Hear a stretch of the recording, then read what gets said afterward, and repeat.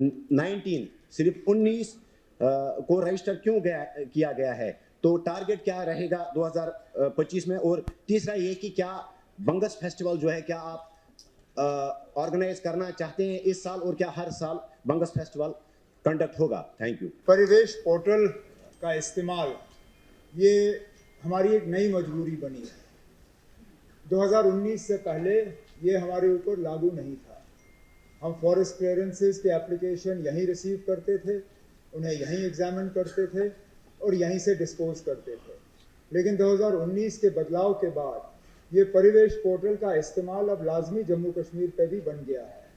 अब हर forest clearance के लिए न सिर्फ यहाँ पे अप्लाई किया जाता है, बल्कि ऑनलाइन पोर्टल के तहत government of India ministry of forest and environment से भी इजाज़त मांगने की ज़रूरत पड़ती है।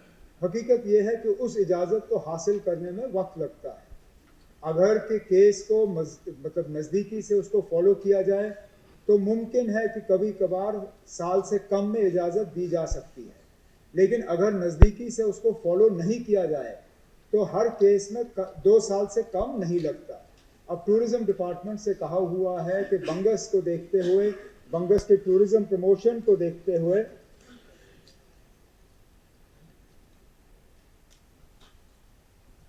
इन जो फॉरेस्ट क्लियरेंसेस के लिए बंगस के लिए परिवेश पोर्टल पे जो एप्लीकेशंस की गई हैं उनको नज़दीकी से फॉलो किया जाएगा, ताकि वक्त के अंदर अंदर उनकी इजाज़त हमें मिले और ये पैसा जो है सही तरीके से इस्तेमाल हो। लोगों की मिल्कियत है। जब तक आप फॉरेस्ट क्लियरेंस वहाँ से करवाएंगे जहाँ से आपको करवानी होगी सर, तो क्यों न जो आसपास की ज़मीनें हैं, जो मिल्कियती ज़मीन है, उन ज़मीनों को एक्वायर करके जो आपका पैसा है जो वो पैसा आप वहाँ पे इन्वेस्ट करें। क्योंकि जितने भी लोग, चाहे लोकल्स, आउटसाइडर्स या रियासत से बाहर के लोग जितने भी वहाँ जाते हैं, न उनके पास कहीं बैठने की जगह है, न कहीं वॉशरूम है, न रात को रहने की कोई जगह है। ज़मीनें हैं वहाँ पे, मिल्कियती ज़मीनें, उन ज़मीनों को आप एक्वायर करके ये पैसा इन्वेस्ट करके उन टूरिस्ट के लिए वहाँ इंतज़ाम अगर आप करना चाहेंगे तो आप कर सकते हैं। मैं इस बारे में जानना। बंगस वैली के अंदर सारी ज़मीन जो है वो फॉरेस्ट की है।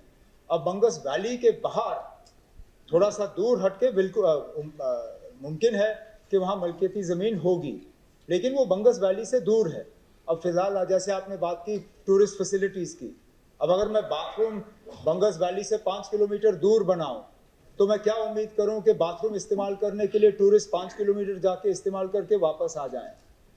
जो फैसिलिटीज़ बंगस से बाहर हम क्रिएट कर सकते हैं, जिस तरह मैंने ऑनरेबल एमएलए साहब से कहा, अकोमोडेशन, रहने की जगह, वहाँ पे मिल्कियती ज़मीन पे अगर कोई प्रपोजल आ जाता है उसको एग्जामिन करके मंजूरी दे देंगे। लेकिन बंगस वैली के अंदर जो हमें टूरिस्ट के लिए रेस्ट स्टॉप, रेन शेल्टर, ये छोटे से रेस्टोरेंट, कियोस्क और बाथरूम फैसिलिटीज़ बनानी होंगी, उनके लिए फॉरेस्ट क्लियरेंस की जैसे ही हमें इजाज़त मिल जाती है हम वो सामान बना देंगे।